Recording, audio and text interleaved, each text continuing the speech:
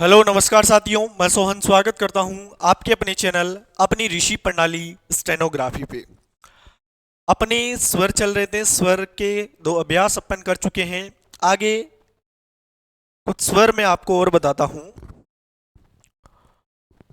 दो ऐसे स्वर हैं अपने पास में जो कई बार आ जाते हैं और अपन को बनाना भी पड़ता है। और एक स्वर का और नियम भी बताऊंगा, जो नियम आपको ध्यान में रखना है। आइए शुरुआत करते हैं स्वरों के नियम। जो एडवांस लेवल का, अच्छा लेवल का जो नियम है वो अब आपके सामने आ रहा है, प्रस्तुत हो रहा है। पहले तो कुछ स्वर बच गए हैं, वो आपको ध्यान में रखने हैं। पहला तो बचा है अपने पास में आई, और एक दूसरा बचा है अंग। क्या बचा है? अंग। बिफोर में और आफ्टर में। ये बनता है हल्के डेश से। किससे बनता है? हल्के डेश से। तो आपको क्या करना है, एक हल्का डेश लेना है, जिससे क्या बनेगा? आई और अंग बनेगा। कुछ उदाहरण में बता देता हूं आपके, वैसे कॉन्सेप्ट हर चीज क्लियर है। उदाहरण के लिए मेरा शब्द आ गया जैसे आइस, जैसे आ गया आइट, जैसे आ गया आइम, जैसे आ गया आइप। उदाहरण लिए आई के, ध्यान रखना। आगे अपने पास में आता है, आई के बाद में है अंग, सॉरी साथ में ले लेते हैं। इसी के उदाहरण वापस ले रहा हूं इधर। जैसे आ गया साई, जैसे आ गया पाई, जैसे आ गया माई, जैसे आ गया काई। ये कुछ उदाहरण लिए मैंने इसके। दूसरा है अंक का। तो जैसे शब्द आ गया अंक, जैसे शब्द आ गया अंग, जैसे शब्द आ गया अंत, जैसे आ गया अंश, जैसे आ गया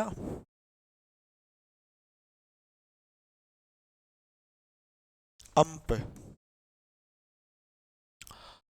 यदि व्यंजनों के साथ की अपन बात करें तो उसका भी उदाहरण ले लेते हैं, ताकि हर चीज आपके क्या हो जाए, क्लियर हो जाए। उदाहरण के लिए अपन लेते हैं, इन्हीं का विपरीत लेते हैं। जैसे कंग आ गया कन, जैसे आ गया गंग, जैसे आ गया तंग, जैसे आ गया शंग, जैसे आ गया पंग। तो ये तो है व्यंजन के पहले, व्यंजन के पहले। ये है साथ में या फिर बाद में। यहाँ पे भी वही चीज है, व्यंजन के पहले या फिर व्यंजन के साथ में या फिर बाद में। तो आता है तो किस प्रकार अपन बनाते हैं। आइए फटाफट से इस चैप्टर को क्लोज करते हैं, स्वर वालों को। जैसे आ गया आइस, तो स आपको बनाना है। एक नंबर स्थान पे हल्का डेश आप बनाओगे तो ये पढ़ा जाएगा, बिफोर में बनाओगे तो बिफोर में आई पढ़ा जाएगा, फिर पढ़ा जाएगा स। तो ये पूरा बनेगा आइस।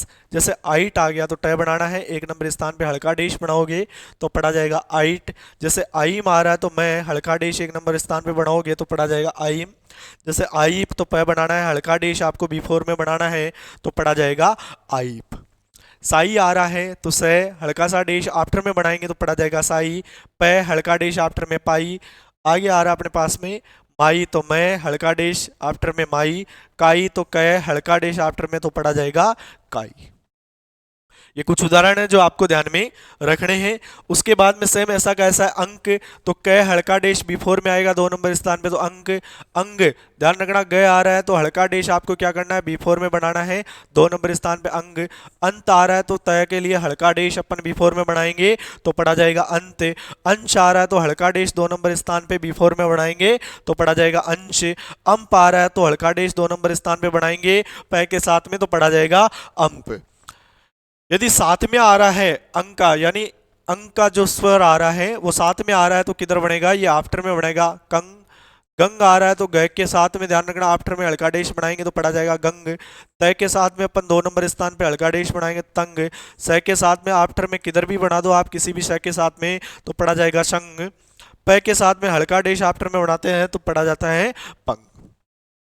तो ये चीज अपने रह गई थी जो आपको ध्यान में रखना है। मैंने आपको 10 स्वर बता दिए, 10 के बाद में ये 2 स्वर और हैं जो आपको क्या करने हैं, याद करने हैं। अच्छे से इनकी प्रैक्टिस करना, आपको वास्तव में हर चीज क्या होगी, क्लियर होगी। तो आइए आगे कंटिन्यू करते हैं, इसी चीज को आगे बढ़ते हैं। आगे आपने पास में क्या चीज रही है, तो रहा तो कुछ ही नहीं है, लेकिन एक नियम है स्वरों का। वो नियम मैं आपको बताता हूं।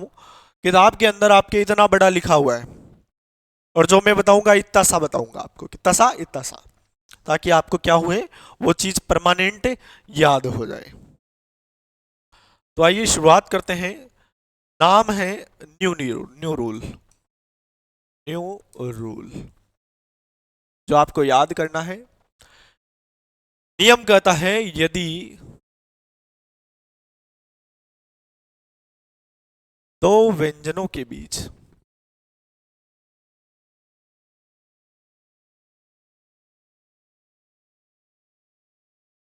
ई या छोटी ई मान लो, ऊ या बड़ा ऊ मान लो,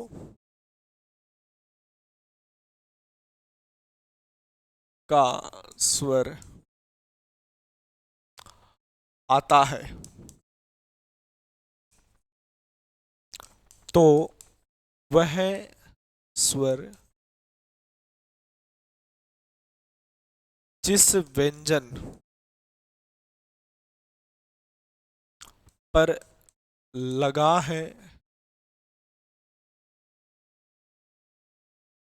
उस व्यंजन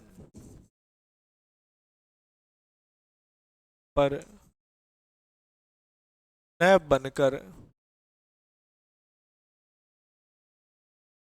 उसके अगले वाले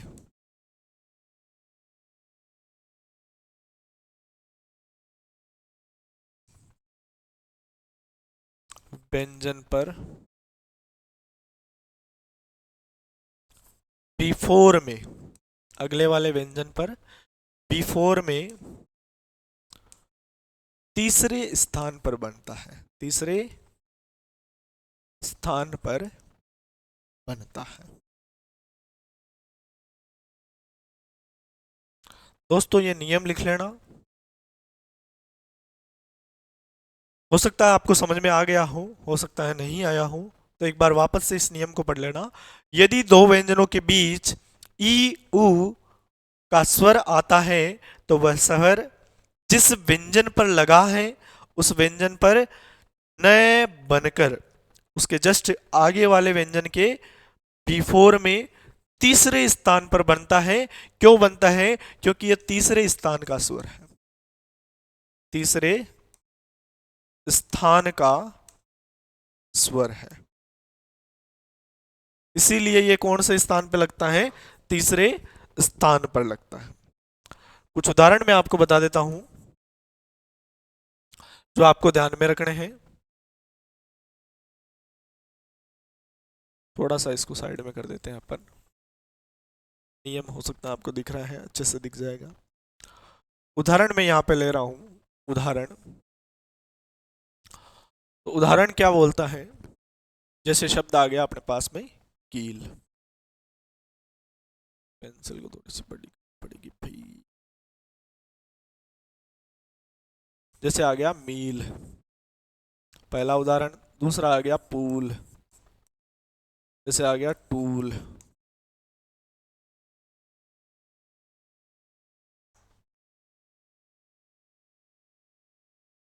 जैसे आ गया अपने पास में भूल, जैसे शब्द आ गया फूल। जैसे आ गया फीता, पिता,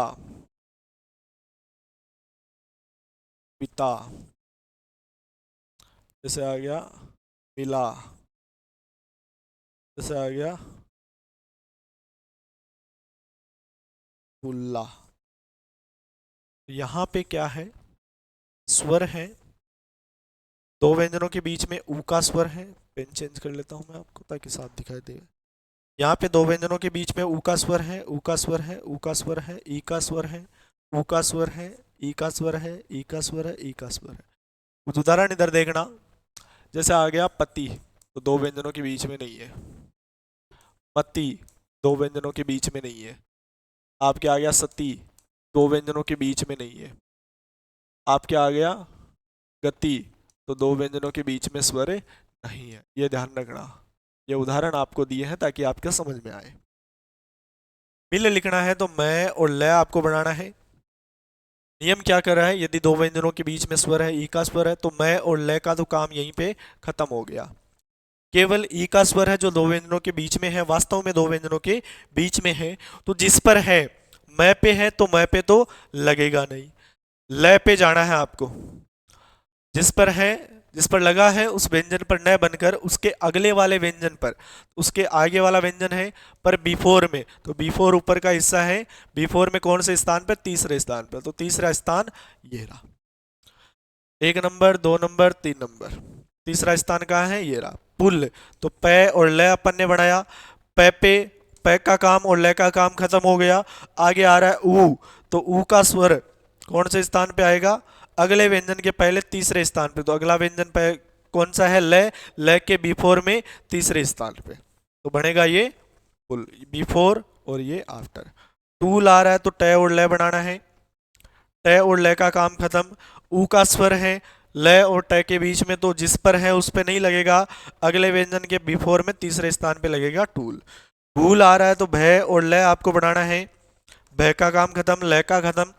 ऊ का स्वर आता है, ऊ का स्वर अगले व्यंजन के पहले आएगा यानी भूल। फूल आ रहा है तो हल्का सा बनाना है आपको, फ और ल, हल्का सा डेश आपको लगाना है अगले व्यंजन के पहले तीसरे स्थान पे। पिता आ रहा है तो प और त आपको बनाना है, प पे प और त का काम खत्म हो गया। त पे आ का स्वर आ रहा है तो आ का स्वर भी अपन लगा देंगे, ये भी काम खत्म। ई का स्वर आ रहा है तो जो ई का स्वर है वो ध्यान रखना दो व्यंजनों के बीच में आएगा। कैसे आएगा, प और त के बीच में ई आ रहा है तो पढ़ा जाएगा पी, तो प जिस पर है प पे तो लगेगा नहीं, उसके आगे वाला व्यंजन है त, त के बिफोर में कौन से स्थान पे, तीसरा स्थान, ये रहा पिता। मिला तो मैं और ल आपको बनाना है, तो मैं और ल का काम खत्म, ल पे आ का मात्रा इसका काम खत्म, मैं पे ई का मात्रा है तो मैं और ल के बीच में है, तो जिस पर है उस पर नहीं लगेगी, अगले व्यंजन के पहले तीसरे स्थान पर। मिला। फूला तो फ और ल, फ पे ऊ का स्वर फू, ल पे आ का स्वर फूला।